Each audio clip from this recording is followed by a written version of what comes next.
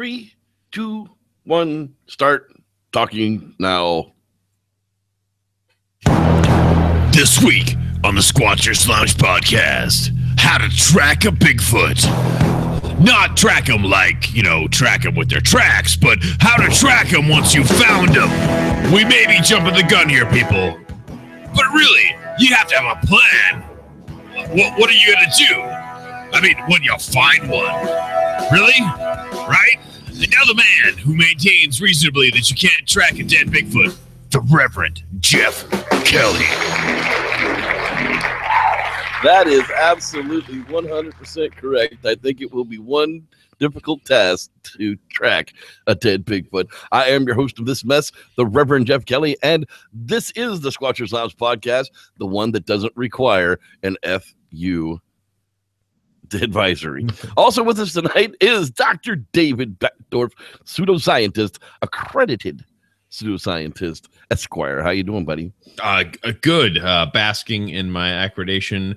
And I maybe misspoke in the intro. It's not that it's, impossible to track a dead Bigfoot. It's just that you don't fucking have to. That's kind of what I'm thinking too. I'm not really worried about tracking a dead. I'm not even a dead Bigfoot. I'm not really worried about tracking a Bigfoot at all.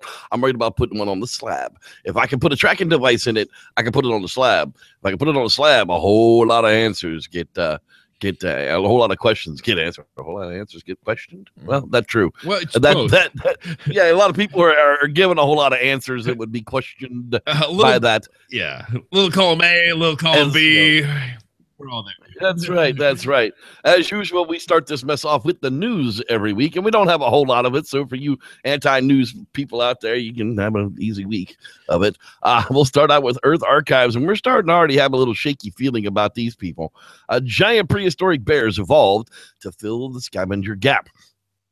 Ancient bears evolved to become giants so they can scavenge prey killed by others.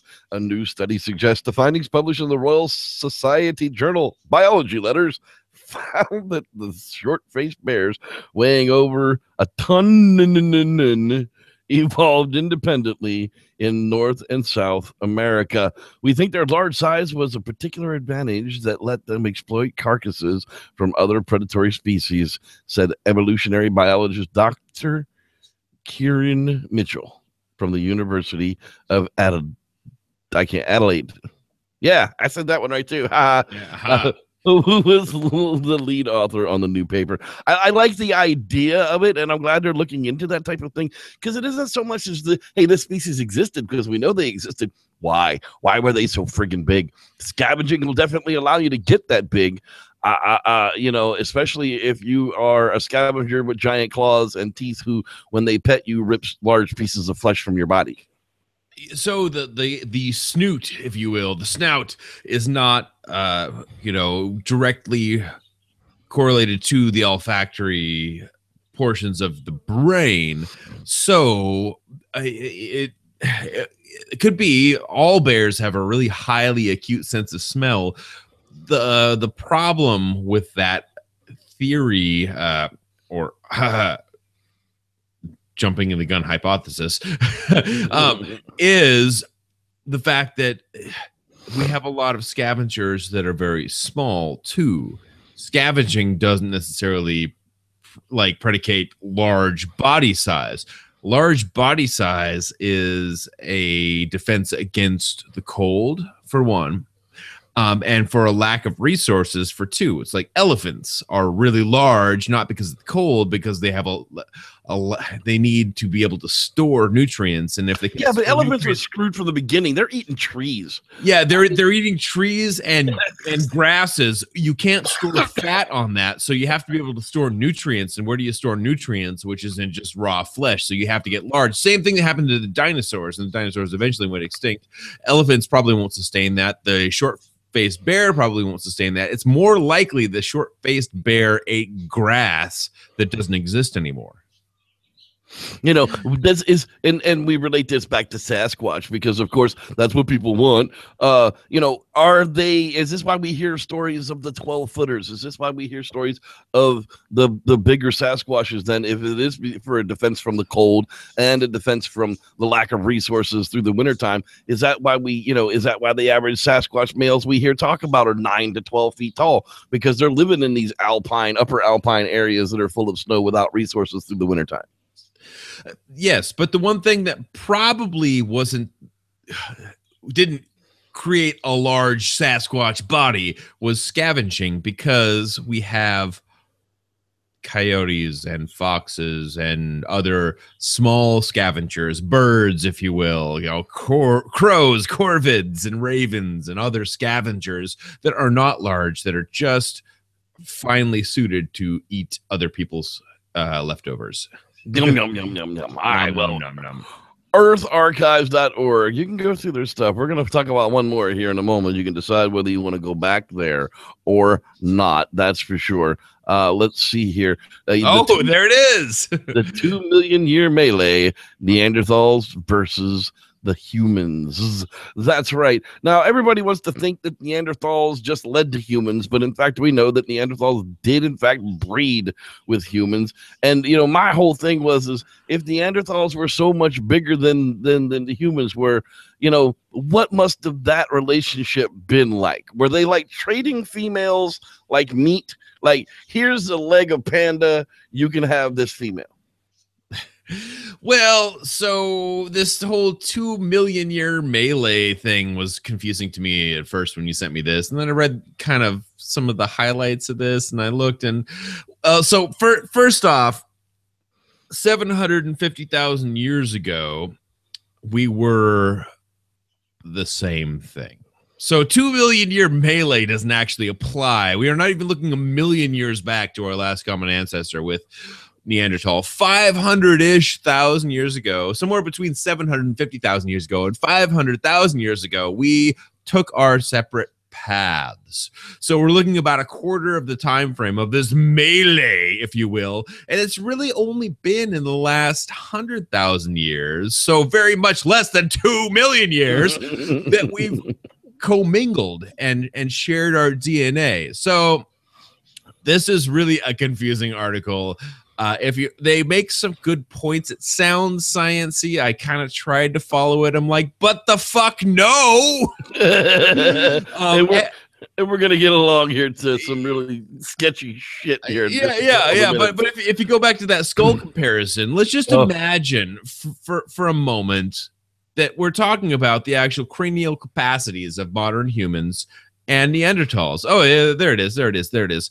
And they were two different shapes. Neanderthal, much like a football, they had the occipital bun that protruded backwards, which gave them that more sloping brow ridge. And well, Tom Brady can't hold it because it's not deflated. Yeah, it's not deflated, but it's and so our cranial capacity is like our cranium. It looks like a soccer ball. It's a round. It's a balloon versus their football, but they were the same size. So everyone always depicts the Neanderthal as so much larger. However, we were about the same size. Neanderthal actually in stature a little bit diminutive.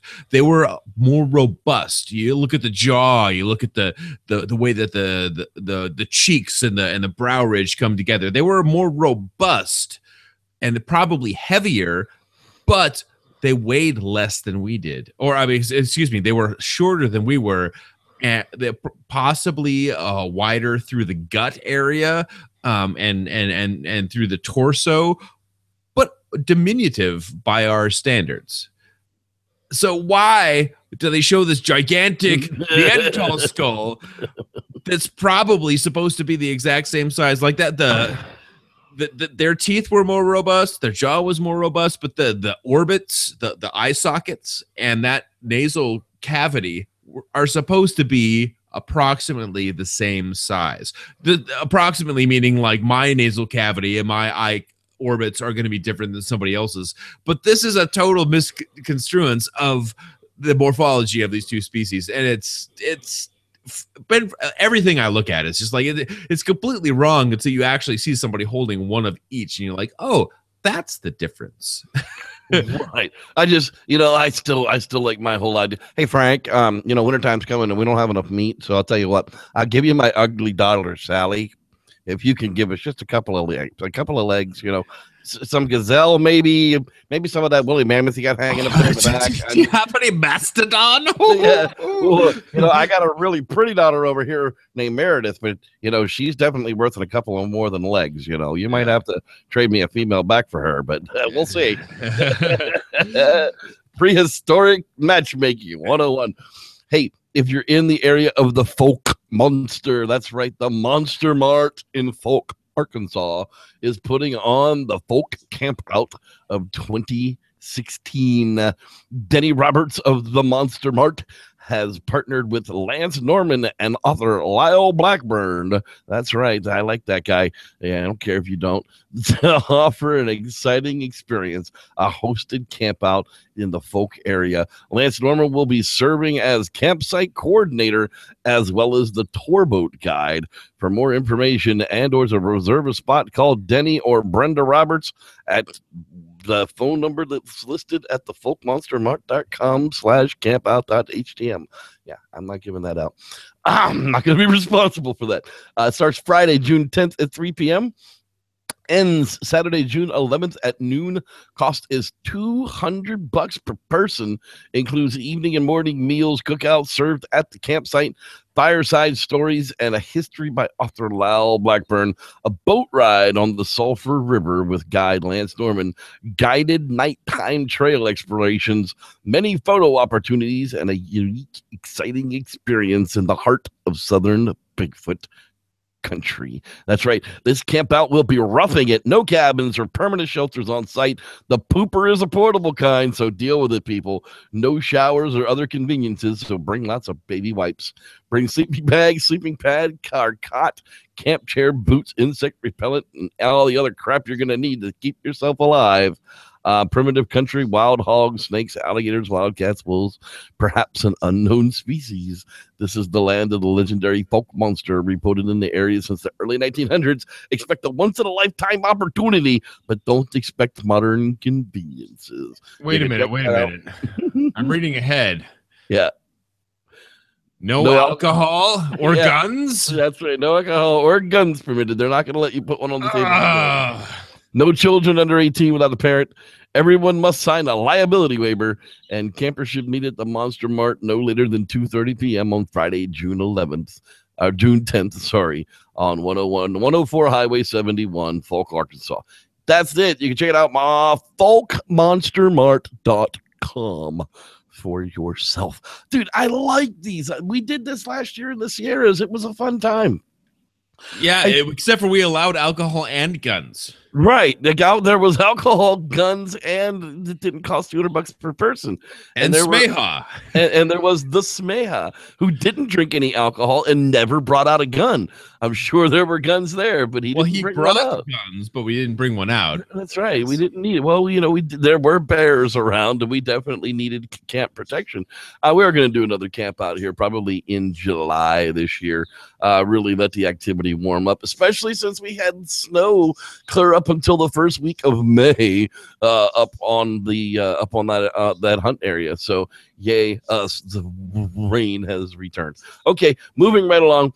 Woolly wolf seen in Nepal raises questions about its family tree. That's right, they're thinking it is a brand new species. Female Himalayan wolves seem to smile for the camera in the Padmaja Nadu Himalayan Zoological Park. I said that one right too. In Darjeeling, India. Wow, look at that. I'm becoming a linguist. Nice. Mm-hmm. The more stuff we do globally, the better you get at saying Darjeeling. That's right. Let's see here. In 2004, now PhD student in Norway's Hendrik University College was trekking through the roof of the world, Nepal's Annapurna I didn't say that anywhere close to being right conservation area. Looking up, and it caused the gaze of a wolf. So it's incredible. You one picture, a couple of pictures, and boom, we got a brand new species. Why? Because it's completely different than any other wolf ever seen in the Himalayas. And it's fantastic because it does look more like the Arctic wolf, but there's this huge divide, which is like the high Tibetan plain, Gobi Desert and whatnot, that just to keep that species out of the Himalayas. So how did it get there? So many questions. How long has it been there? How did it come from Siberia? This is definitely not a pet. This is a feral animal. Look at the gaze of that thing. Gorgeous and brilliant, and you wouldn't want to pet it and snuggle it. But how did it get there? When did it get there? So much more data needs to come out of this. And it just shows that there can be large mammals. This is megafauna, people. This is a large mammal. It might only be 100 pounds, 90 pounds, 120 pounds. In a time when we're losing all of our megafauna, to have another species come forward is just amazing. Megafauna is any creature over 50 or 60 pounds, right? So this is megafauna that we have not seen before, and it's crazy because it looks a lot like there are Siberian counterparts, but not like their southern counterparts, or if you were looking into Kazakhstan and Afghanistan and the wolves down to that area and then leading into Africa, totally different, but a little bit of both. And so that it's a perfect species to study if you can find it, which is impossible apparently for several hundreds of years. Well, it's just fantastic stuff. NationalGeographic.com, as usual, has really cool stuff to read. David, did you know that smelling your farts may be good for your health? Apparently, next time someone at your office lets out a silent but deadly emission, maybe you should thank them. A new study at the University of Exeter in England suggests that exposure to hydrogen sulfide, aka what your body produces as bacteria breaks down food, causing gas, could prevent mitochondria damage. Yep, the implication is that what you're thinking, people are taking the research to mean that smelling farts could prevent disease and even cancer. What the?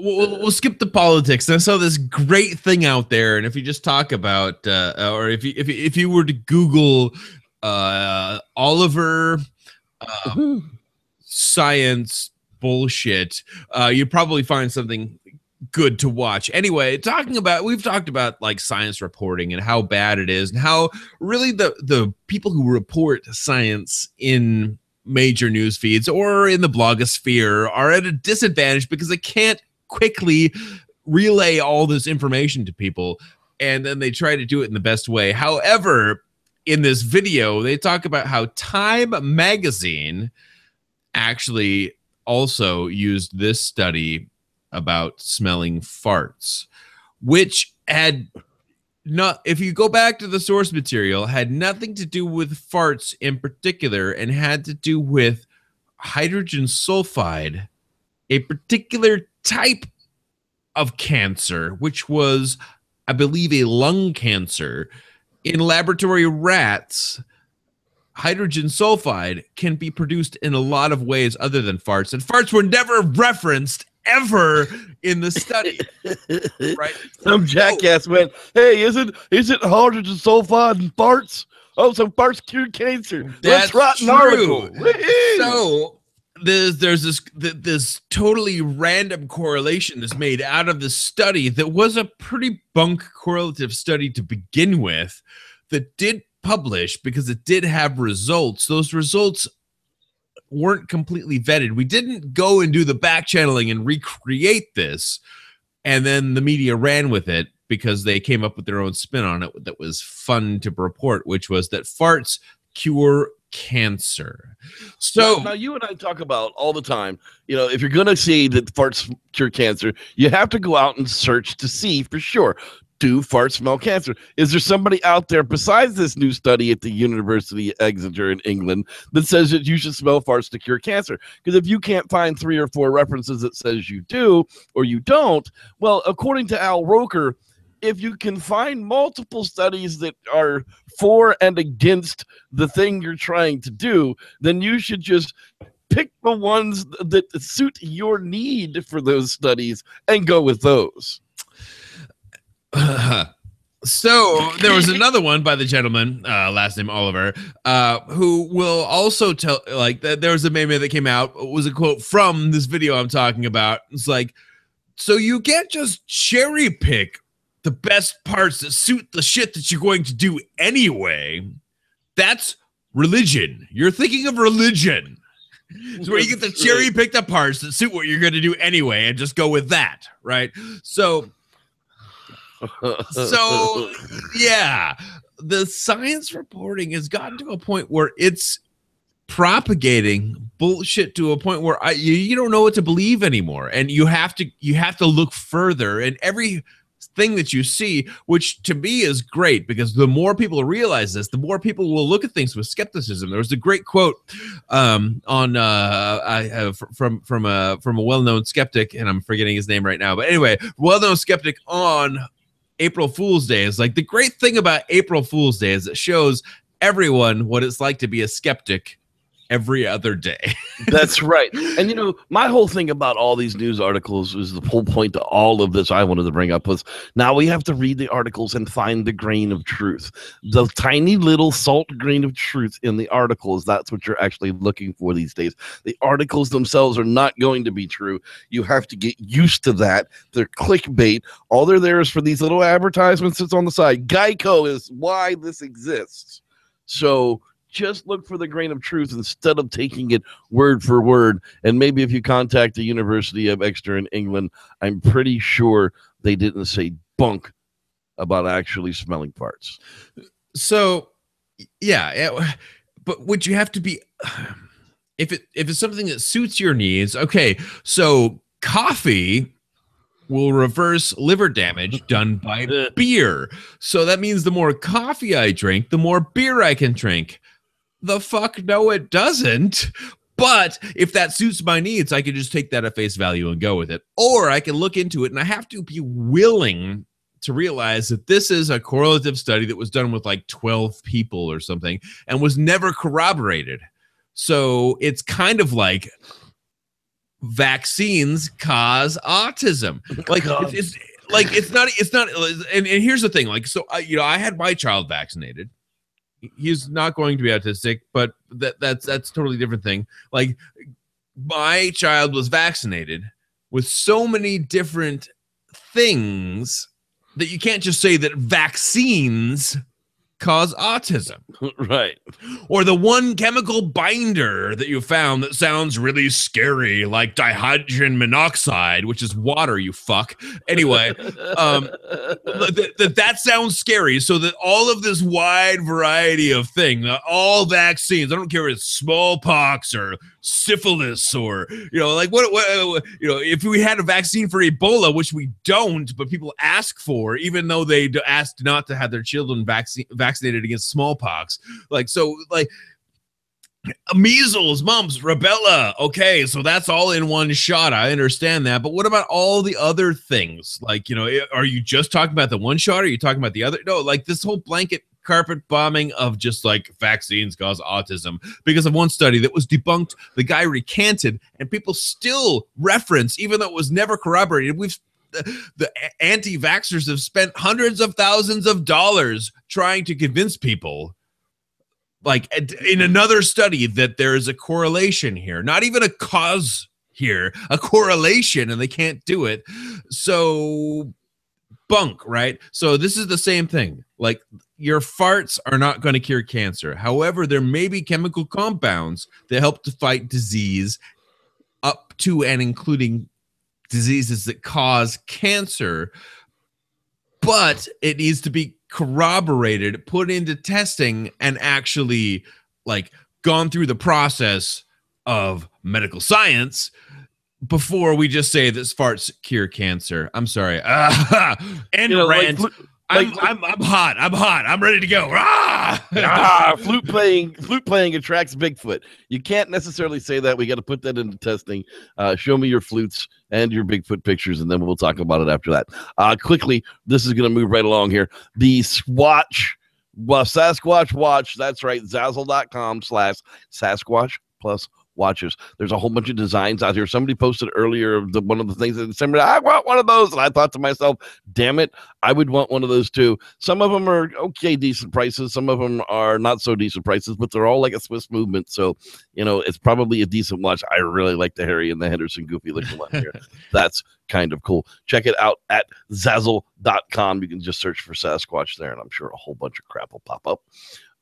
Moving right along. Hey, does anybody got this tent? The Bushnell's Shield Series 6-person instant cabin tent. I want one of these. This thing's going to be my new squatching tent for cold weather. I'm a hammock man during the summer. Everybody knows that. But during the wintertime, I can tell you for a fact, it's too damn cold to sleep outside. So if anybody has one of these, I want to know about it. Does it set up easy? Can one person put it up? I know our boy Life and Times of JCM. He's out there in the lounge tonight. He's got one of these, but I don't think he set it up yet because he's being a lazy bastard. But speaking of the people that are out there in the lounge tonight, let's see who's out there so we can get some shout outs from the lounge. Hey, we got Starshine out there tonight. Dude, these people love us. Rod Dupree is the place to be. Sir Gawain, how you doing, man? So glad you could join us. Frank Smith, came spinning right along. These people are out here early waiting for us to show up. That is so cool.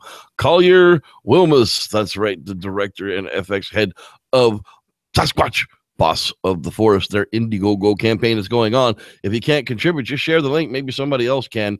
We'd really like to see that one get funded because I think it's going to be a really fun story. Dean Cooper is out there hanging out as well. Anna Baz, how you doing? Didn't know if you'd show up tonight, seen it was a Wednesday, but yeah, our Tuesday. Dick Jones, that's right, that's not his real name, and I'm not going to tell you who he really is.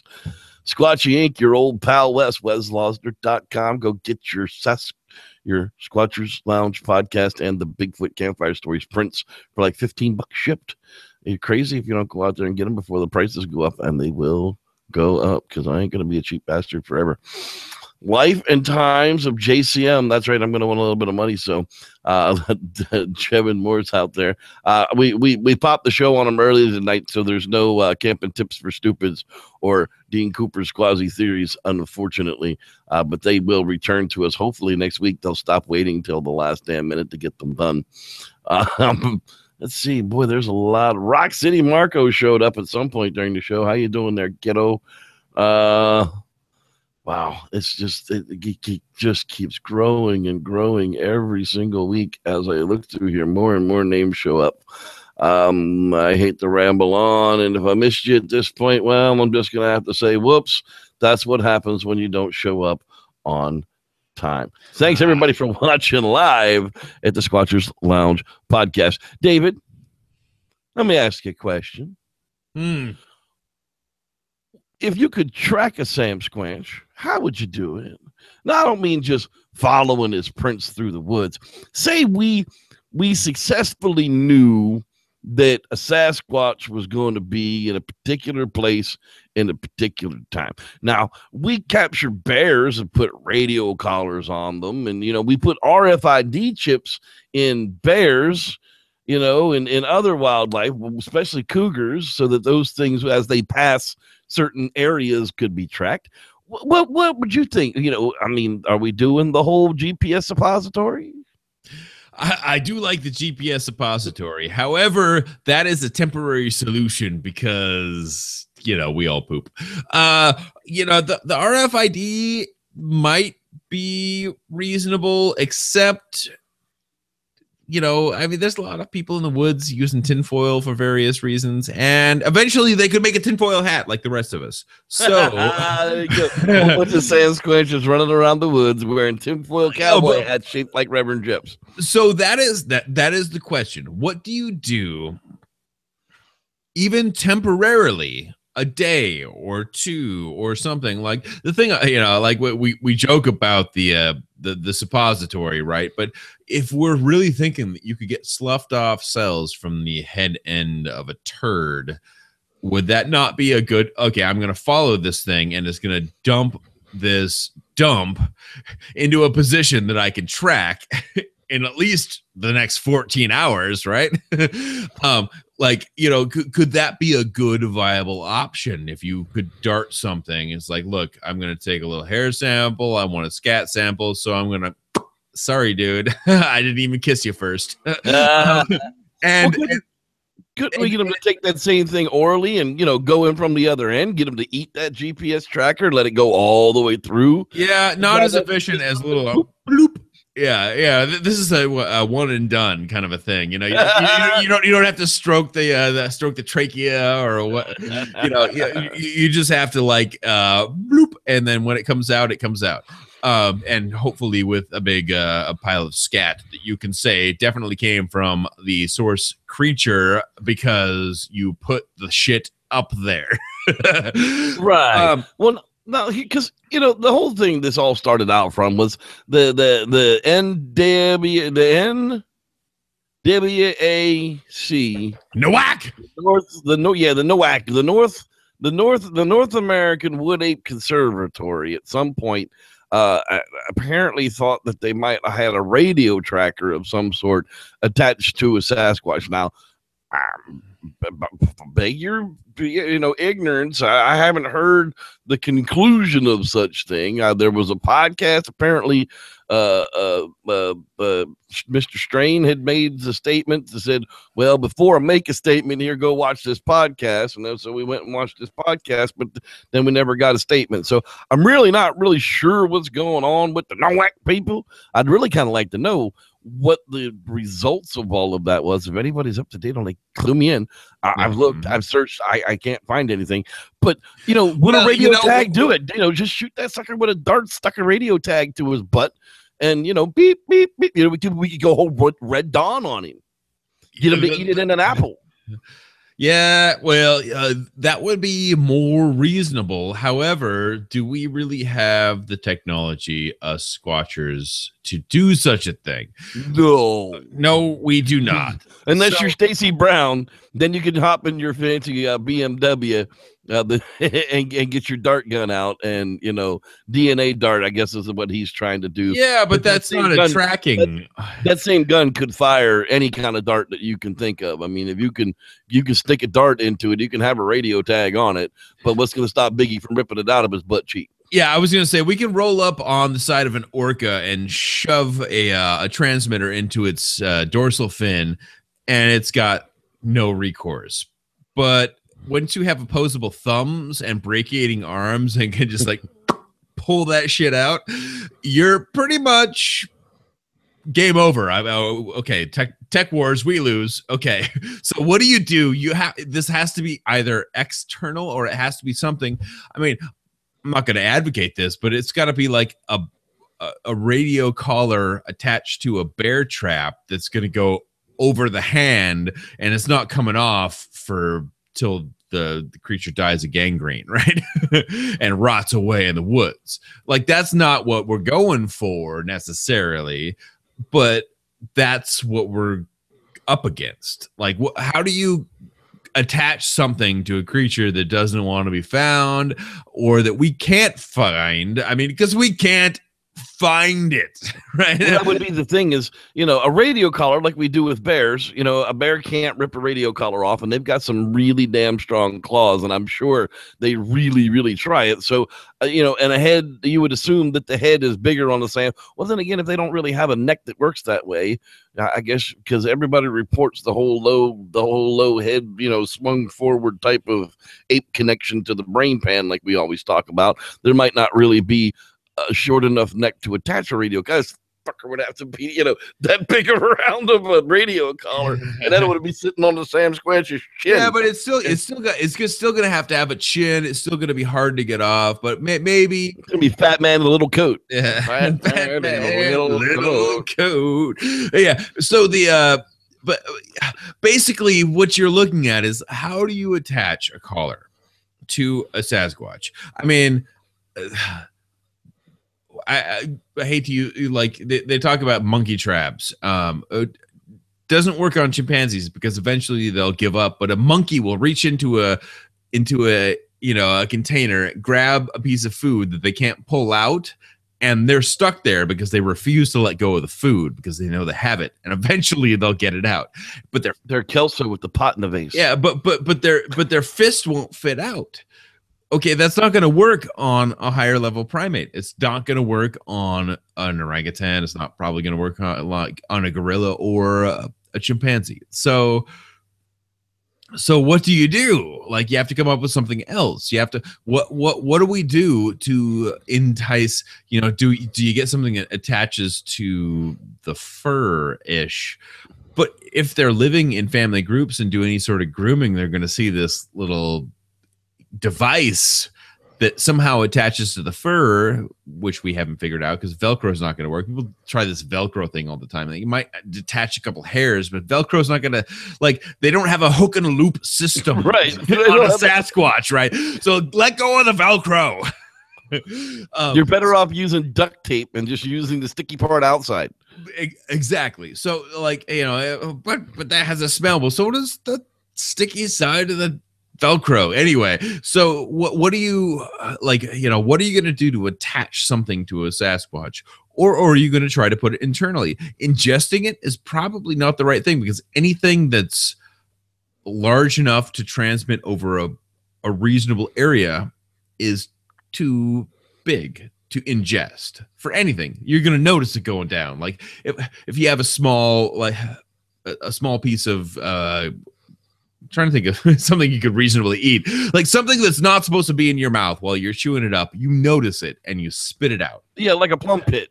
You spit a plum pit out instantly. Or even just like small fragments of that pit. A grape seed. Yeah. You're like, oh, bleh, that's not supposed to be in there. And you spit it out. So why would we even consider that as an option? So the next thing you have to default to is, well, how do you get it in there? And that's why I go to the suppository. But for the suppository, you have to basically anesthetize. That's the other thing. That's the other thing. How do you do that? Do you tranquilize the thing? I'm thinking a net, man. If you get a net that's just like heavy as hell, so when it falls on the damn thing, it can't move anywhere. No matter how hard it tries, it just can't go anywhere because the net's heavier than it would be able to. I'm still not going to be the one to put the GPS suppository in it. Hey, maybe it's straight out of Compton. We can get right out of the redwoods. Straight out of the redwoods, we can go ahead with gangster style Biggie leg collar. An ankle bracelet like home arrest. We can just straight up low jack Boogie's leg. But so that's where I get to. Like, could we dream up a more humane trap, like a more humane system? It could be like a leg fall trap, like where the leg falls in and it grabs it and it's just hard to get off. It's something that ratchets in, so you have to. But then again, how do you get it off? It has to fall off in a reasonable amount of time. What if it's too tight? What if it cuts off blood flow? You're going to kill the thing. Well, is that what you really want? Because you might as well have just hung up in the tree with a sniper rifle, right? If you know where to put the leg fall trap, you know where to sit and post up with the rifle. So what are we trying to do with this whole tracking Bigfoot thing? And to this day, I'm still, the first thing you have to do is be able to premeditate your trap, or premeditate how you're going to apply this tracking thing. So you need a lot of information to be able to do that. And we don't have that because nobody's utilizing the proper food, water, the ecological information that I keep banging on in this podcast and have been forever. Like, we don't have the ecological information to know when and where a Sasquatch is going to be. We have a couple sighting reports, but that's as anecdotal as your fart smell curing cancer, right? Right. So we have this correlative study going, which we all know is totally bunk. Like, chocolate does not make my balls bigger. like and no, David Avocado Wolf, that we're not draining the sun of its energy with solar panels, because I saw that too. Oh my God, because the sun's energy is emanating from it. That's right. The sun's solar is not sustainable because solar panels absorb the energy. Yeah, so apparently solar is not sustainable only because once we absorb the energy of the sun into the solar panel, it's gone forever. That's not true. It went into the battery and it went out, whatever the hell device the battery was powering. And it turned into something else. It's a natural cycle like everything else. The sun has a shelf life just like everything else, and the energy comes out of the sun but never goes back into it. So the sun itself is not the sun itself is not sustainable. Right? Correct. That's correct. If you're talking about the next 7 billion years of its existence, it's not going to be that long. But anyway, just 6.8 billion years, it'll be pretty solid. But that last 200 million years might be a little problem. Yeah, but anyway, so let's just get past all of this BS and just go to what is, the sighting reports are our preliminary research. It's where we do our background research portion of the scientific method. The next thing is we have to take that background research. We have to develop some questions. And then based on those questions, we have to go look at other things and develop some hypothesis. Well, if this creature is here most of the time at this elevation, why is it here? So you ask the question, and then you go into that area at that time and you develop some hypothesis. Maybe it's cattails. Maybe it's that the deer are fawning. Maybe it's, the berries are in season. You develop those hypotheses. You can have several hypotheses. After birth. And then, placental. That's right. But then you go and you test those hypotheses. But what we haven't done is that second part of the question, or the third part. We've looked at the sighting reports, we've looked at the time, and we've developed our hypothesis, and we've never tested those hypotheses. They're there because the deer are there. Well, okay, show me the money. Show me why. Show me something that leads me to believe that is true, that your hypothesis is correct. The giant pile of deer carcass bones that were nommed on by a hominid says that, doctor, is proof, sir. Well, so that is one more of the same anecdotal evidence that we need to test your fart smells curing cancer. Exactly. So what we need to do is say not that your fart smells cure cancer, here is why I believe that this deer carcass with these Sasquatch footprints and the Sasquatch hair, and oh my God, that's a Sasquatch right there. That's why we believe that this is Sasquatch, right? Not, oh, well, there's a deer head in the trees. Okay, well, that happens. I'm sorry to say that happens, but it happens. And I'm sorry to say that I might have put some raccoon skulls in the trees when I was a kid. I might have taken I might have collected bird heads, bird skulls, when I found them in the woods. And had at least a dozen of them for a lot of years. We boiled them and cleaned them and did the whole thing. And I had them. It was cool. Most of them were robins and whatnot. People do weird things with skulls.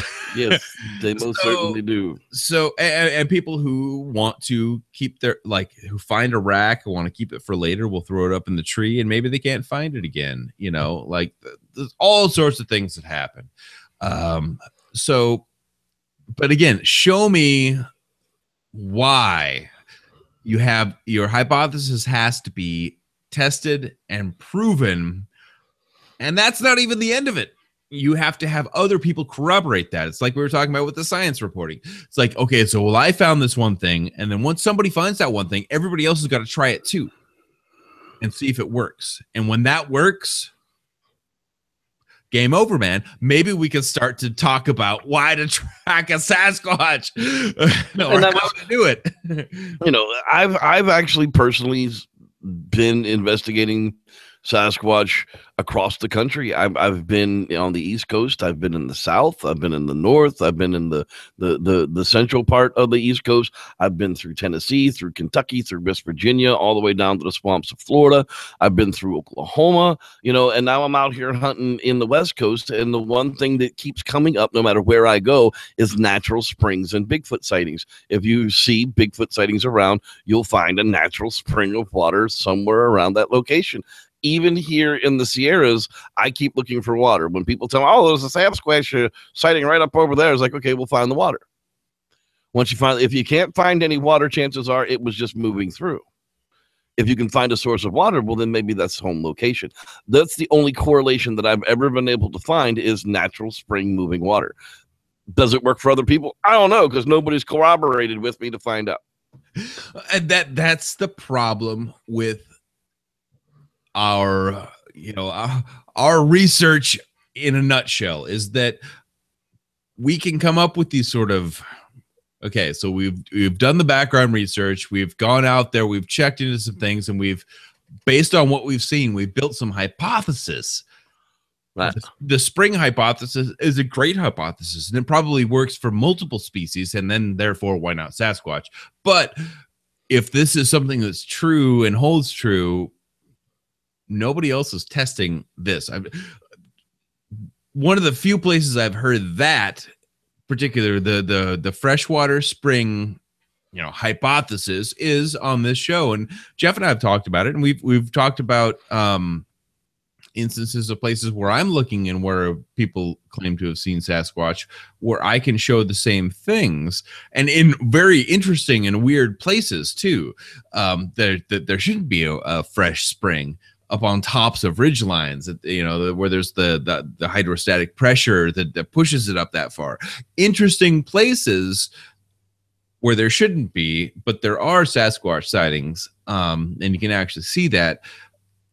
So why aren't people looking at that in earnest? And then there's some other things too, but most of what people are reporting and what the big squatchers are reporting, with their, you know, kind of ambulance chasing of the sightings in certain areas, is this shock and awe science reporting that we're getting from the major media, where you know, red wine is good for your heart, or it's bad for your heart, or it's good for your heart, or it's bad for your heart, or whatever. Like, you know, this is what we're getting from most of Bigfootery, is this kind of shock and awe. Hey, here's a piece of what we've heard from somewhere else, and let's just go with it as if it's factual. Well, no, there's probably more to that story, and if you really look into it, there's probably something else there.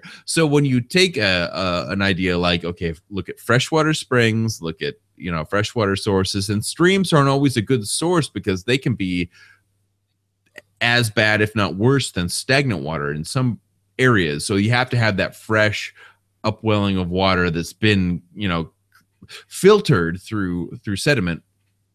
And let's look at that for a moment, or let's look combined with the other things that we know and the other hypothesis we know, and see what bears out. But nobody's doing that. Nobody's looking ecologically. Okay, if I come to this spot and I see a Sasquatch footprint, let's take a detailed, you know, a detailed inventory of the plant life around me. What's viable, what's not, what's growing, what's not. Nobody's doing that. And so until we do that, we're never going to be able to get to a point where we can actually track or collar or anally probe a Sasquatch for data, right? Poke around in it with a stick, and then take that stick in for DNA testing. All right. But like, right. So we don't have that ability until we do that background research. And so, like, talking about it is really jumping the gun, but it's still important to talk about, because, well, what happens if you do find one?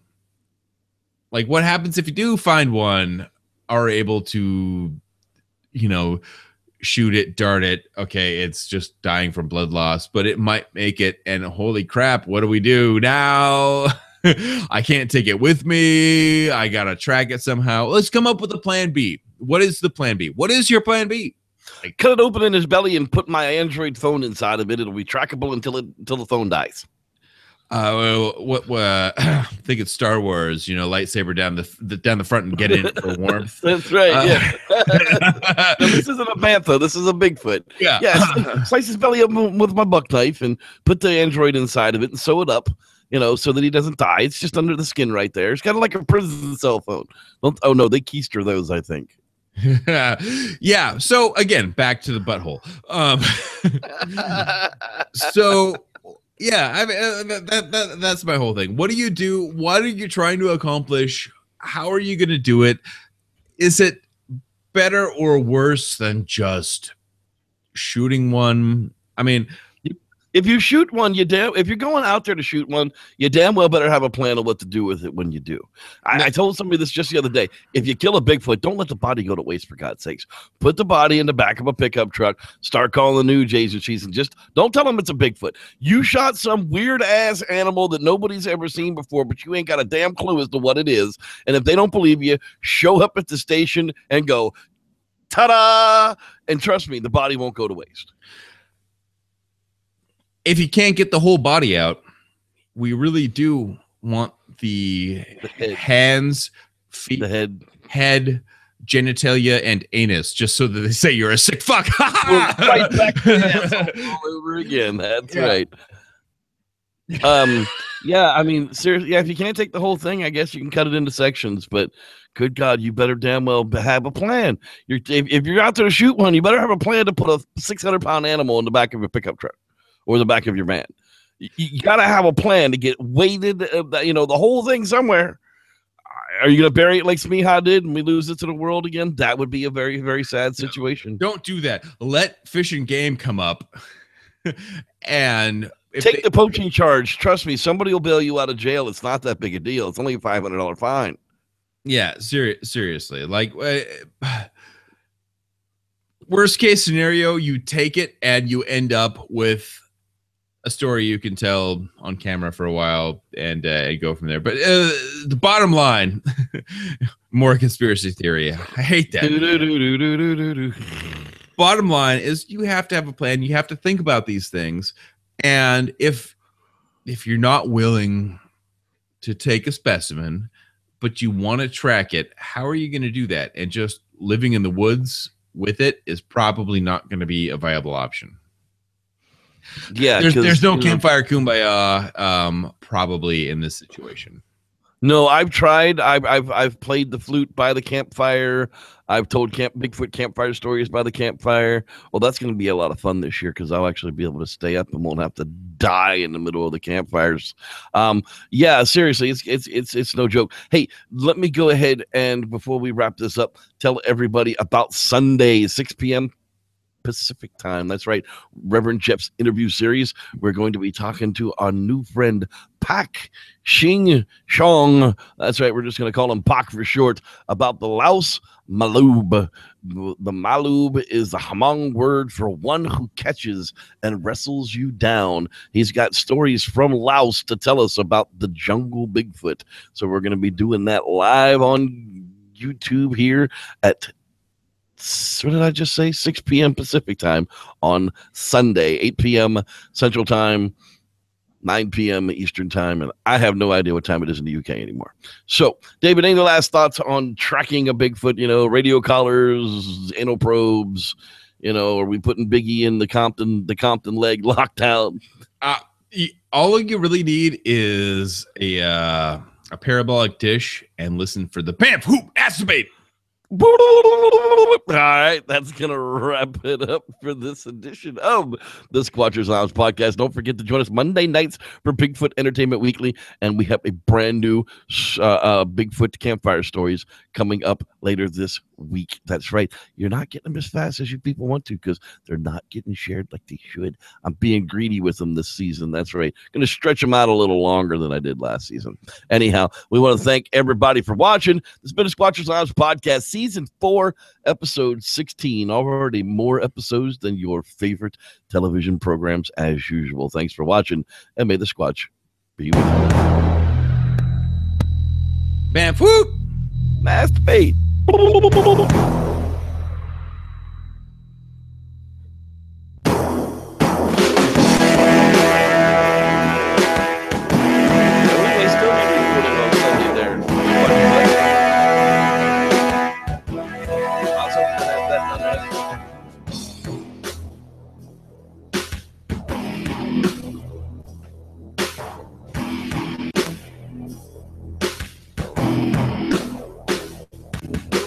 Jason Gerd, he showed up late. Thanks everybody for hanging out live in the hangout. See you next week. Peace.